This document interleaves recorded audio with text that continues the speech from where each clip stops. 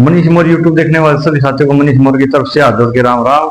और आशा उम्मीद है भाई सबका घर परिवार ठीक ठाक होगा। लेकिन भाई आज एक बड़ी ही दुखद खबर है कबड्डी जगत के लिए साथियों। बिल्कुल बताने का मन भी नहीं कर रहा है वीडियो बनाने का इस पर, लेकिन फिर भी ये है भाई अपने दर्शकों तक और कबड्डी जगत से ये जानकारी पहुंचाना बहुत जरूरी है।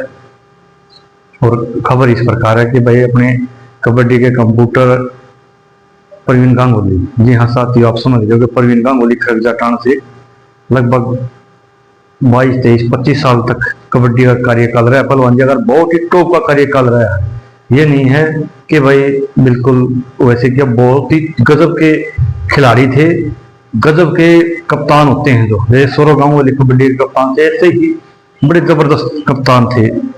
और मैच की ऐसी पकड़ थी उनकी कि पूछो मत, शायद ही कबड्डी जगत में किसी की ऐसी पकड़ हो भाई कि अपने कैसे गेम को निकालना है, कैसे क्या करना, कैसे अपने रिलैक्स करना, कैसे दूसरे साथी की कैच बनानी है और अपने टीम के रेडर को कैसे दूर विपक्षी टीम के कैचर से बचाना। उनके पास इतना कबड्डी का ज्ञान और दिमाग था ना, शायद ही भगवान ने कबड्डी में किसी को दिया होगा, इसलिए उनको कबड्डी में कंप्यूटर नाम से भी जाना जाता है।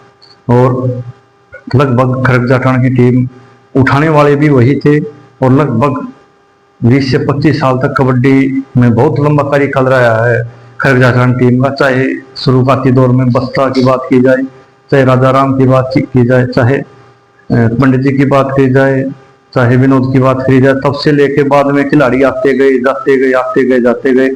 लेकिन प्रवीण गांगुली शुरू से लेकर लास्ट तक खेलते रहे। चाहे पहलवान खरगजाटान को तैयार करने की बात हो, चाहे बागड़ी को तैयार करने की बात हो, चाहे भाई कबड्डी के अग्नि मिसाइल विनय खत्री को तैयार करने की बात हो, अनेक बातें यानी कि अगर उन पर चर्चा की जाए तो कई दिन निकल जाएंगे चर्चा के। इतना बढ़िया कार्यकाल रहा पहलवान जी का। और वो लंबे समय से बीमार चल रहे थे, लेकिन भगवान का शायद उनको इतना ही समय दे रखा था हमारे बीच में रहने के लिए, और वो आज भाई हमारे बीच से चले गए। और मेरी लगभग 2-3 महीने से उनसे लगातार बात हो रही थी 20 दिन में कि पहलवान जी का स्वास्थ्य कैसा है। तो वो बता रहे थे भाई, बोला मैं तो भाई एडमिट चल रहा हूँ रोहतक में, और शायद उनको कड़ा पड़ गया था और उनके किडनी में भी दिक्कत होगी, क्योंकि उनका पहले पीछे एक बार एक्सीडेंट हो गया था। तो एक्सीडेंट होने की वजह से उनकी किडनी में दिक्कत आ गई थी, लेकिन बाद में अभी शायद उनका ऑपरेशन भी होना था, वो शायद नहीं हो पाया। लेकिन बहुत ही कबड्डी जगत के लिए बहुत हानि है ये। ऐसे ऐसे खिलाड़ी है ना, रोज रोज नहीं आते कबड्डी जगत में जिनको इतनी नॉलेज हो। और एक और मैं आप लोगों को जानकारी देना चाहूंगा। एक बार है ना हम किसी टूर्नामेंट में गए हुए थे मक्तनेर झज्जर के आसपास, तो मेरे एक साथी की प्रवीण गांगुली से बात हुई थी, नहीं तो हमारा उधर जाने का मन नहीं था। तो प्रवीण गांगुली बोला भाई आ जाना, उधर टीमें कम है, आ जाना, अगर मैच अच्छा मैच लगा के जाना। और जो कमेटी करा रखी है मतलब उन्होंने बोल रखा भाई टीम को बुलाना ताकि वहां पे अच्छा टूर्नामेंट हो सके। तो हम भी वहां चले गए और जिनको उन्होंने बुलाया था ना वो भी टीम चली गई। और मानो हमारे लिए शायद वो 100 किलोमीटर के आसपास पड़ता होगा।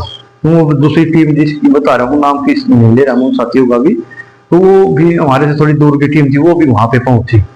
तो कमेटी ने भी अपना मान सम्मान बढ़िया किया उनका, जैसे भी किराया भाड़ा, लेकिन उस टाइम पे किराया भाड़ा कम ही देते थे। तो किराया भाड़ा माने की गाड़ी के अनुसार बहुत ही कम दिया गया, लेकिन वैसे ठीक। तो प्रवीण गांगुली ने जो उस टीम को बुलाया था भाई, तो मैं आपको बताऊं कि भाई इतना अच्छा व्यक्तित्व देखा हमने प्रवीण गांगुली का। प्रवीण गांगुली ने अपने परस से निकाल के ना उन खिलाड़ियों को किराया दिया, भाई आप हमारे कहने पे खेलने आए हो और आप इतनी दूर आए हो, और लो किराया भाड़ा आपका पूरा हो जाएगा, नए बच्चे हो और आप लोग घर से कैसे भरोगे। ऐसा इंसान मैंने पहली बार देखा कबड्डी जगत में। और कई बार बिल्कुल क्लोजली उनसे खेल मेलों मिलते थे, तो बिल्कुल अलग ही इंसानियत थी उनकी। और भाई हम तो भगवान से दुआ करेंगे कि भगवान उनकी आत्मा को शांति दे और उनके परिवार को भी शक्ति दे। वो इतनी बड़ी उनके परिवार पे बोझ पड़ा है, और पूरा कबड्डी जगत, पूरा खेल जगत अपने प्रवीण गांगुली के परिवार के साथ खड़ा है। तो जय हिंद, जय भारत।